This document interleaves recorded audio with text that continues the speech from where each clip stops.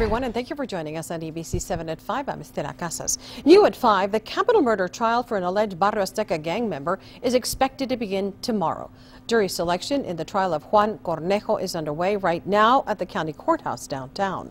Prosecutors accuse Cornejo and 2 others of killing 2 men in Socorro back in 2012. 32-year-old Luis Antonio Fierro and 19-year-old Roberto Renteria were found dead near a canal. Investigators say an argument over gang leadership led to the killings. The other murder suspects are 32-year-old Eddie Noriega and 43-year-old Luis Rodriguez. Also new at 5, more than $2.5 million worth of meth is off the streets this afternoon thanks to a drug-sniffing dog. CBP officials tell ABC-7 Doki alerted them to 32 meth-filled bundles hidden inside the rocker panels of a Volkswagen SUV. Officials found 85 pounds of meth and arrested 54-year-old Ramon Valencia of Fontana, California. Do you view your medical records online? Have you heard of the High-Tech Act? Well, it may cost your doctor money if you don't comply with that new mandate.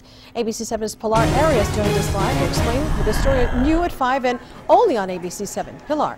Estela, High-Tech Act stands for Health Information Technology for Economic and Clinical Health Act. It was signed into law in 2009. According to the Centers for Disease Control and Prevention website, the High-Tech Act is supposed to improve quality, safety, efficiency, and reduce health disparities. It is also designed to engage patients and families in their health, improve care coordination, improve population and public health, and ensure adequate privacy and security protection for personal health information. Here's the catch. It holds doctors accountable for minimum numbers of patients accessing and using online medical records. Today I met with local cardiologist Dr. Juan Escobar to talk about the health records law. He's also the president of the El Paso County Medical Society. Escobar calls the law unfair because penalties are handed down to doctors who don't get enough patients online through portals requiring registration with a valid email address. He says more than 250,000 doctors nationwide were told they would receive a 1% cut in Medicare and Medicaid reimbursements this year if they failed to meet stage 1 of the law. And now doctors across the U.S. are scrambling to comply with stage 2. From the patient's perspective, they're more concerned about doctors not having enough time to spend with them because they're too busy doing computer work instead of talking to patients. I talked to patients new and old about logging on to view their medical records online. I'll have their reaction and a more in-depth explanation about the law on ABC-7 at 6. Back to you. Okay, Pilar, we'll see you at 6. Thank you very much. On New Year's Day, the second phase of a smoking ban went into effect in El Paso. El Pasoans won't be able to smoke or use electronic cigarettes in all city-owned facilities, including bus stops, playgrounds, and parks. Those popular and trendy e-cigs have also caught the attention of lawmakers in New Mexico, where a state rep wants to make it harder for teens to access e-cigarettes. Monica Youngblood, a Republican, has pre-filed legislation to ban stores across the state from selling the trendy e-cigs to teens. The bill will be introduced during the upcoming legislative session in New Mexico, which begins later this month on the 20th. ABC-7's Josie Ortegon has more on the proposal from our New Mexico mobile newsroom. Estela, this legislation isn't as controversial as the e-cig ban in El Paso. That's because this would only apply to minors. I spoke to smoke shop owners here in Las Cruces, including the manager of Smoke Shop Express just behind me here, and they tell me the restriction wouldn't affect them. In fact, they tell me they support this legislation. Stores in Albuquerque and in Santa Fe currently are banned from selling e-cigs to minors. In Las Cruces, it's up to shop owners to make that call. Still, that doesn't mean teens don't get their hands on them. That's why legislators are pushing to restrict minors from purchasing them. Another reason behind the push is that there isn't substantial information to prove they're safe. Many people use them as an alternative to smoking cigarettes. Those I spoke with today say until information is available, it's impossible to promote its use, even among adults. There are absolutely no claims that these products are more beneficial to your health than cigarettes. They cannot make that claim. They also cannot make the claim that it should be used for smoking cessation.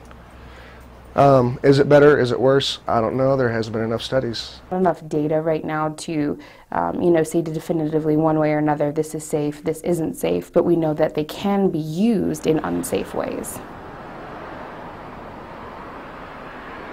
Kirsty Nichols, whom you just heard from, says it's hard to predict if this legislation will pass. Similar bans were introduced during last year's legislative sessions, but failed. Live in Las Cruces with our New Mexico Mobile Newsroom, Josie Ortegon, ABC-7. Okay, Josie, thank you for that live report. To Storm Talk Weather now, here's a live look outside, courtesy of the exclusive ABC-7 Mountain Cam. We've enjoyed a couple of warmer days in the borderland after that bitter cold we experienced last week, but it will get colder again by week's end.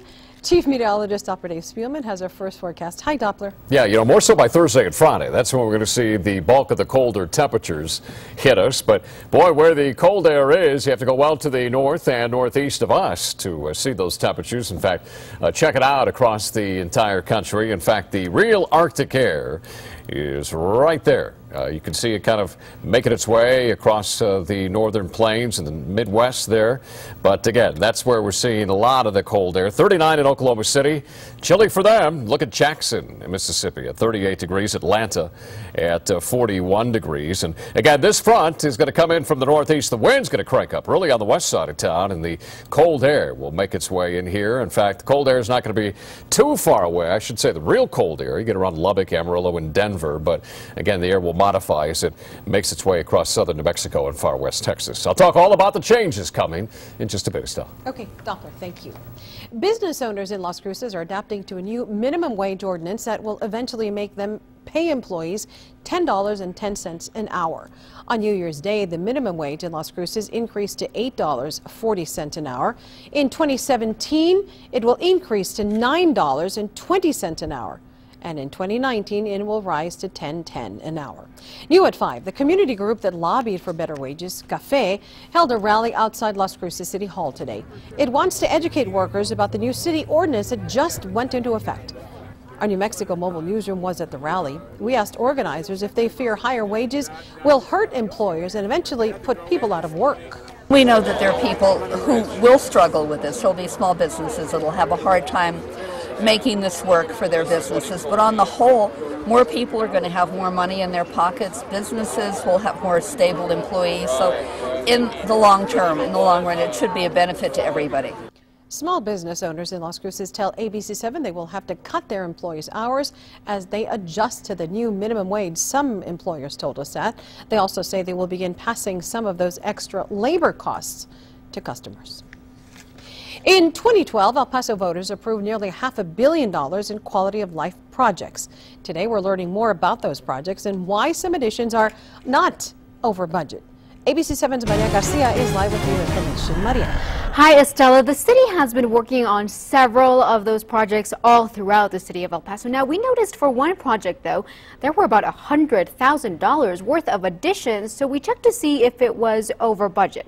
Now, the city council today heard an update on the improvements at Radford Park. This is in central El Paso near Pershing. The approved budget for this that voters agreed to is just over $1 million.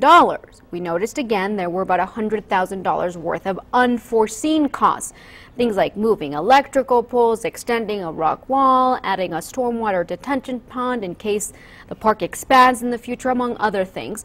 But even with the nearly 100 grand in additions, the park is still under budget. Why? Well, because all the quality of life bond projects have 10 to 25% of their budgets dedicated to unforeseen costs.